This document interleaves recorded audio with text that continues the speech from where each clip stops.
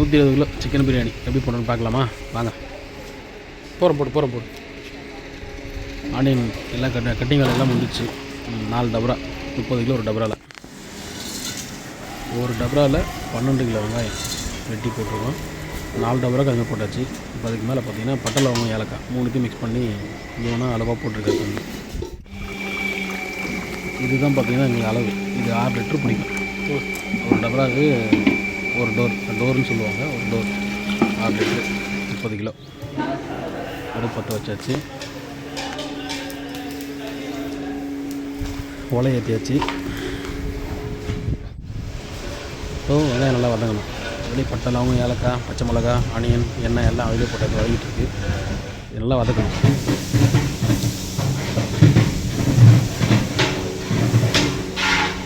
வதங்கின உடனே இஞ்சி பூண்டு பேஸ்ட்டு எல்லாத்துக்கும் போடு. எல்லாத்தையும் அளவு பிரித்து வச்சுருக்கோம். போடுறோம் இஞ்சி பூண்டு பேஸ்ட்டு. உடனே தக்காளி,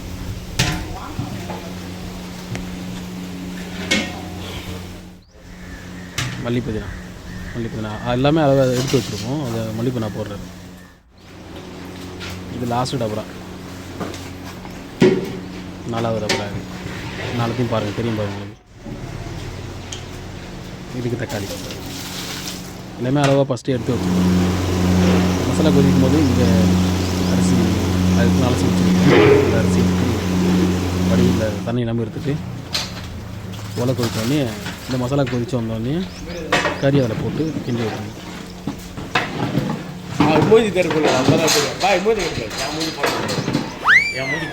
2 டபரா வரும் போட முடியும். அரிசி அதில் போட்டு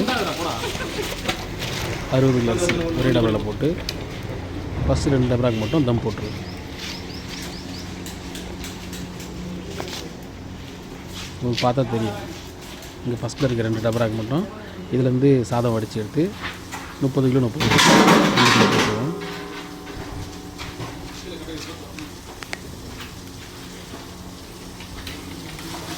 அறுபது அரிசியை ஒன்றா கொட்டுருவோம்.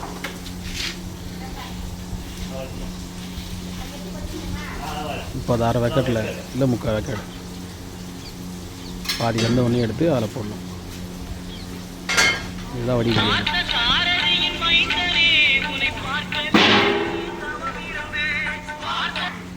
சொல்லுங்கண்ணா. சாதம் ரொம்ப வந்துச்சுன்னா அதில் தம் போட முடியாது. பிரியாணி குறைஞ்ச மாதிரி ஆகிடும். வேறு எதுவும் போகலண்ணா. அதனால இதை பதமாக பார்த்துட்டு இருக்கணும். இல்லைண்ணா சொல்கிறேண்ணா.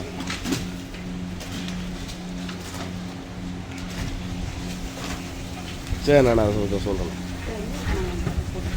சரி.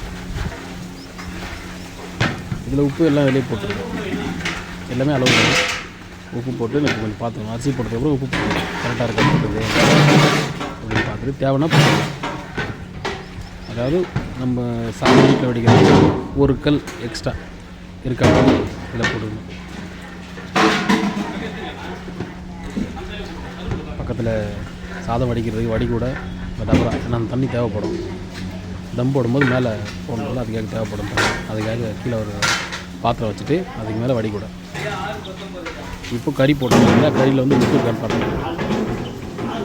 மசாலா எல்லாம் கரெக்டாக கொதிச்சு வந்து உப்பு இருக்கான்னு கரெக்டாக பார்த்தோன்னா இதில் போட்ட உப்பும் அதில் போட்ட உப்பும் கரெக்டாக இருக்கும்.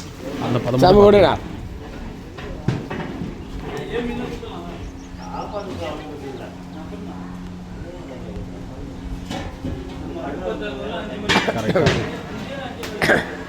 30 கிலோக்கு பார்த்தீங்கன்னா ஒரு பாக்கெட் உப்பு கரெக்டாக இருக்கும். ஒரு பாக்கெட் கரெக்டாக இருக்கும்.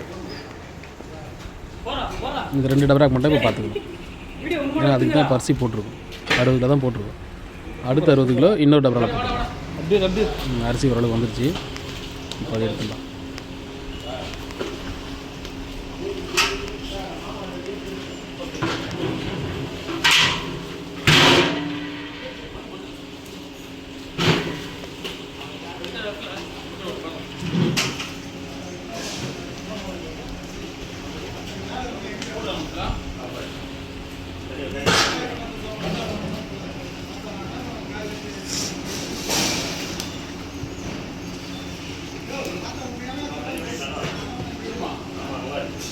எடுக்கும்போது தண்ணி நல்லா எடுத்துட்டு அதிகமாக தண்ணியில் இல்லாமல் அந்த வடிகூடலேருந்து தண்ணியில் வற்றினதுக்கப்புறம் நம்ம கறி போட்டோம் பார்த்திங்கன்னா அது மேலே போடலாம்.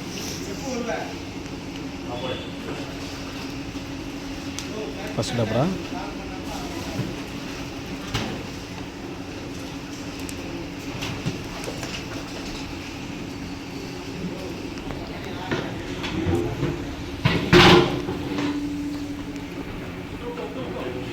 தண்ணி வடினுன்றதுக்காக தான் எடுத்து இடைய வைக்கிறோம். அப்படியே எடுத்து போட்டோன்னா தண்ணி அதிகமாக இருக்கும். ஏற்கனவே தண்ணி வச்சுருக்கோம் நம்ம மசாலா கொதிக்கும் போது அதில் அதிகமாகிடும். அதனால் இது தனியாக வைக்கிறோம்.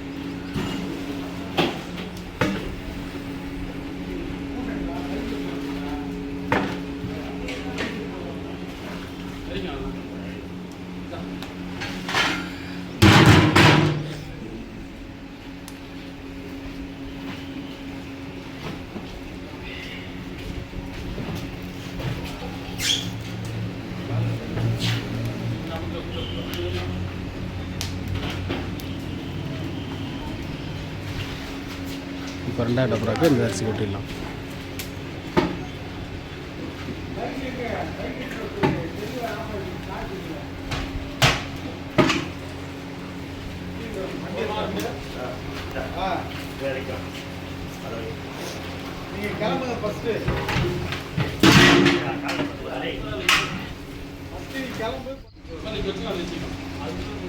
எடுக்கிறது 2 டபராக்கும் பாதி பாதி போட்டோன்னா ஒரு டபராக்கு 30 கிலோ போடும்போது அந்த அளவு தெரியும். அதனால் மெஷர்மெண்ட் பண்ணி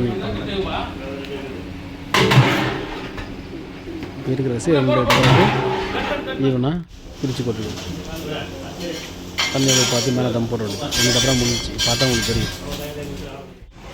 இப்போ அடுத்து 2 இதில் போய் உப்பு பார்த்துட்டோன்னா இந்த மாதிரி மசாலா கொதிச்சு வர மட்டும் உப்பு பார்க்கணும்.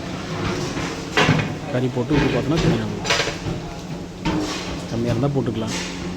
30 கிலோக்கு வரைக்கும் பார்த்திங்கன்னா ஒரு பாக்கெட் உப்பு கரெக்டாக இருக்கும். போட வேண்டியது இருக்காது. பாருங்கள் மசாலா கொதிச்சு தண்ணி எல்லாம் கரெக்டாக தப்பாக இருக்கும்.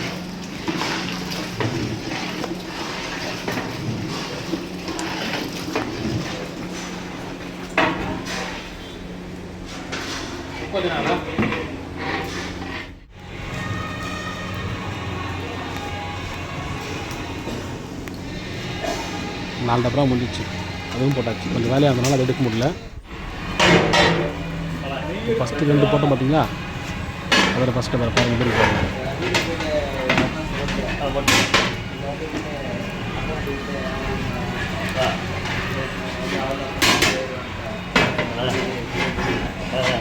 தெரியாமல் பல பண்ண எப்படி பார்த்தீங்கன்னா டவுட்னா கமெண்ட் பண்ணுங்கள்.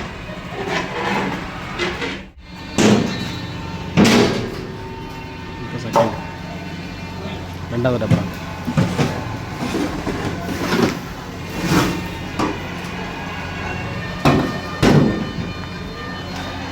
இருபது நிமிஷம் கழித்து தம் உடைக்கிறோம். தம் போட்டோம் ஃபஸ்ட்டு. அதுலேருந்து 20 நிமிஷம் கழித்து தம் உடைச்சி விடுவோம்.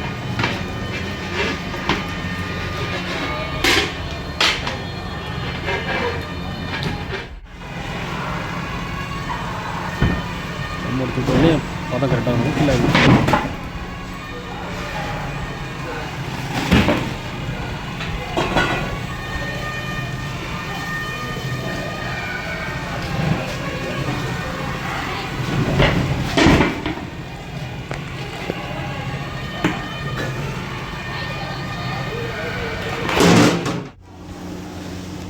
இப்போ அடுத்து 2 இது டபரா போட்டு 20 நிமிஷம் கழிச்சு திரும்பவும் இதை எடுத்துடலாம்.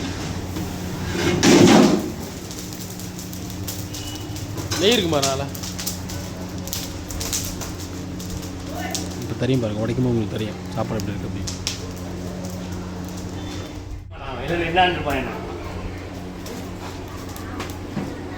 இது வேறு எதுவும் இல்லை, நெய். பாருங்கள் எப்படி தெரியும்.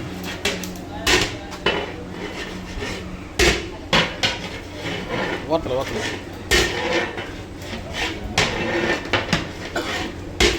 நல்லா தான் இருக்குதா ஓட்டல.